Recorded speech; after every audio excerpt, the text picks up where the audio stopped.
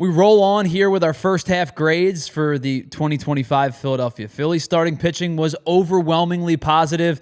The bullpen was a mixed bag. Some good, some really, really bad. Let's get into our grades for the Phillies infield. Welcome into the PHLY Phillies podcast. Tyler Zulli here today. 5 more grades to give out. There's some fringe players, some outlier players that are not currently on the roster, but we're going to focus on 5 guys today that are primarily infielders. And it's going to, of course, be Bryce Harper, Bryson Scott, Trey Turner, Alec Bow, and Edmundo Sosa. So we'll jump right into things. Let's start with the former MVP, Bryce Harper. Let's take a look at Harper's numbers for the 2025 season. Just 68 games. Obviously, injuries have kind of derailed his season at times throughout the year. He has 258 at-bats, a 261, 374 slash line. He's slugging .825 on the year, 10 home runs, 35 RBI, 28 extra base hits. But the number that jumps out to me is that since his return from the injury, especially with it being a wrist injury, and you never know how a player is going to respond to a wrist injury at the plate, he's now 11 for 40 since returning from the IL, but the numbers have been much better over the last couple of games as opposed to that large 40 at-bat stretch. But I think the big thing for me, for Bryce Harper, thinking about his year and thinking about the player that he is, trying to determine a grade, are the expected numbers, the exit velocity, and how do you compare what his numbers are supposed to be versus what his numbers are? And we've talked about that plenty. Harper has hit the ball consistently hard all season long, and you can tell by his expected numbers that the computers think he's having or should have a better year than what he's actually producing. But his average exit velocity is up in the 80th percentile. He's hitting the ball hard. His hard hit percentage is up. His barrel rate is up. But the problem that Harper's facing this year, and it's not new to Harper, it's not unique to this season, but I think it's the worst it's been in his time with the Phillies. He is swinging and missing a lot, especially since returning from the injury early in that first couple of games since coming back. Bryce Harper was swinging and missing quite a bit, and he's chasing more than I think we've seen him chase in years past. But the numbers, they're okay. It's not the type of productivity that maybe we expect from Bryce Harper over the last couple of years as a member of the Phillies. Maybe injuries mounting up, maybe age getting to him just a little bit. Harper's had a decent year. It's not been a superb year by any means, especially by the standards that Bryce Harper holds himself to. But I think it's been a fine enough year to give Bryce Harper a C+ for the beginning of the season. Probably could bump that up into the B range if, next couple of weeks are fruitful for Harper. But I think so far through the first half, especially with him missing time, he's had some really, really good months and then some bad months. His April wasn't productive, but he was hitting the ball hard. He followed that up with a super productive May, the type of month that we see from Bryce Harper from time to time throughout his career. He's been less than what we've expected, but his bat returning to the lineup now to start the second half, I think will be important for this Phillies lineup as they trudge towards the postseason. So I think a C+, B- range for Bryce Harper is probably pretty fair. Let's go to his right side of the infield counterpart. And let's talk about Bryson Scott for just a second. If you've listened to this show for any of the last 3 years, you know that I am a Bryson Stott fan, but I think my patience and the patience of just about everybody in Philadelphia is starting to run out with Bryson Stott. His numbers simply aren't good. He's hitting .234 for a guy that needs to get on base to be successful. He's barely getting on base at a 300 clip. He's not hitting the ball for any type of power whatsoever. Just 6 home runs and 17 extra base hits. The 38 RBI are fine for a guy who's been hitting either in the top of the order or towards the bottom of the order. But the problem's been after a super productive April where Rob Thompson was trusting him at the top of the lineup against right-handed pitching.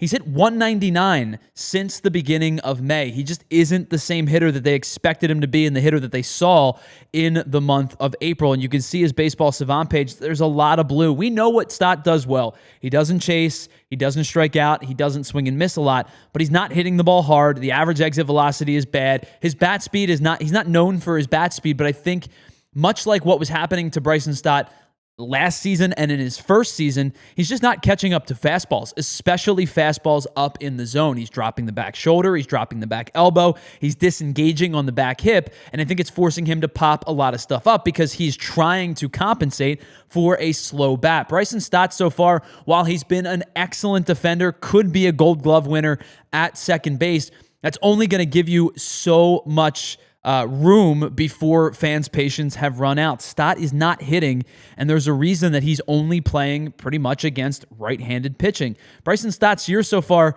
has not been good. I think his fielding saves him from a treacherous grade, but it's not a good grade for Bryson Stott. Bryson Stott, so far through the 2025 season, gets a D. He's not been good this year. The fielding and the stolen bases are enough to keep him afloat and not give him an F, but it's not been a good year for Bryson Stott. Let's go across the other side of the infield and talk about Trey Turner, a guy who maybe was snubbed as an all-star this year.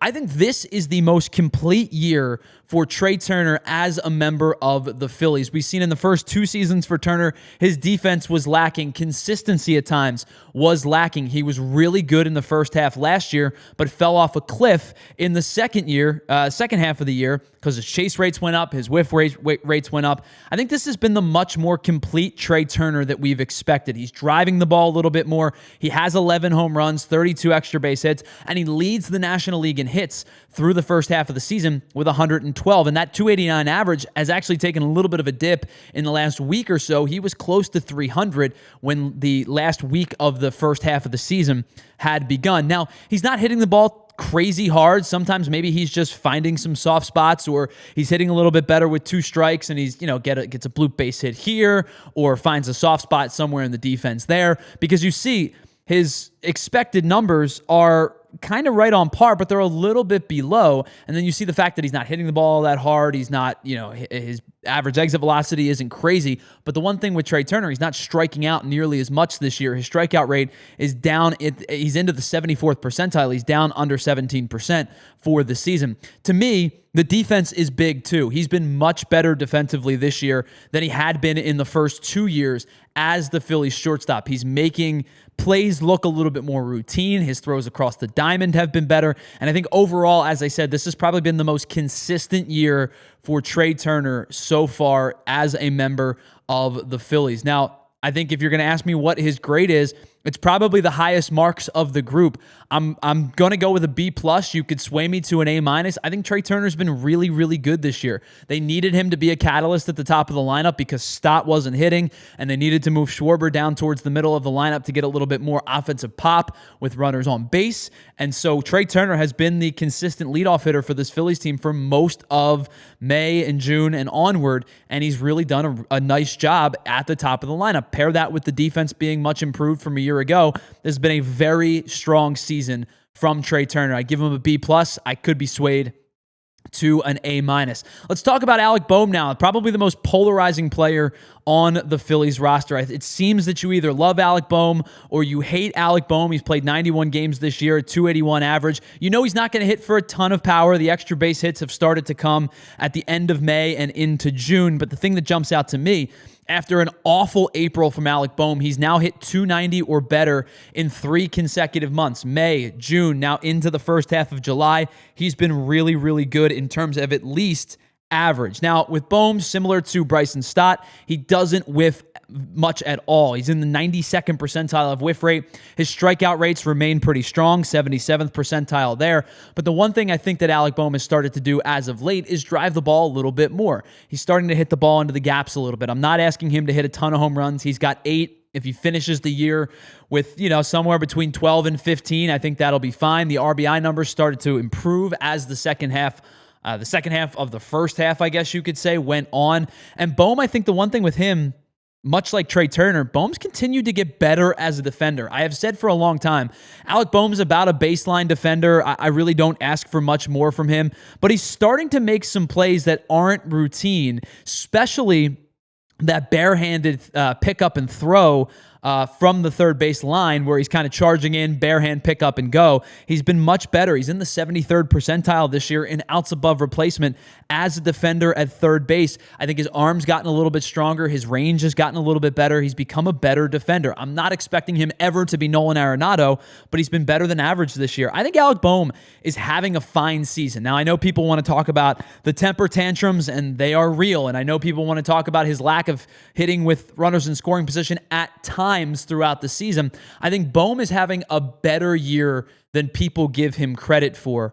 And so for me, I think this is probably somewhere in that B-, potentially a B range, but I think Bohm is having a nicer year than some may give him credit for. I'll settle with a B- because I think Turner's been better, but I don't think Bohm has been bad by any stretch of the imagination, and I think he gets a little bit of unwarranted hate because of the fact that he does kind of turn into a little bit of, he's a little childish at times when things don't go his way, but he has had a nice season. All right, let's go to the one utility piece here to wrap things up in the infield. Let's talk about Edmundo Sosa. Super utility guy, can play short, can play second, can play third, has played a little bit of left in a pinch this year so far. Obviously doesn't qualify for a lot of things, but the player that Edmundo Sosa is pretty much the guy that you expect him to be. Good range defensively, a good base runner, is absolutely crushes left-handed pitching, doesn't hit a lot against righties, and I think the more you play Sosa, the more you risk overexposing him just a little bit. He swings and misses a ton.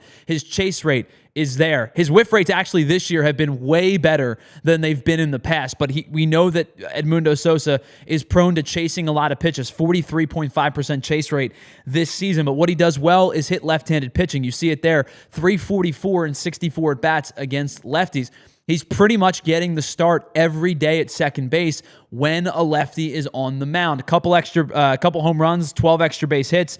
He's done a really nice job. He jumped out to the gate. He was on fire for the first couple months of the season. Slowed down a little bit, but has continued to hit against left-handed pitching in the month of June and into July. The role that Edmundo Sosa plays, I think, is perfect for him. He is an incredible super utility guy. I don't want him playing more than maybe 4 times a week. I know sometimes out of necessity, the Phillies have to do that if they're facing a lot of lefties, but he's a great defender, can play multiple positions, has some of the best sprint speed in baseball, and is really, really good against left-handed hitting. I think the guy that Edmundo Sosa is, the player that you get, is pretty much the player that you're expecting, and he delivers as a fifth infielder just about every time he goes up against left-handed pitching. For all of that and a little bit more, I think Edmundo Sosa earned himself a B for the first half of the season.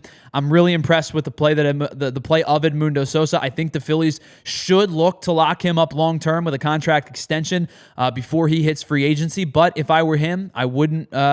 I may consider testing the free agent markets and maybe getting a little bit more of an opportunity to play every day. But Edmundo Sosa has turned into a really nice super utility guy for the Phillies over the last couple of years.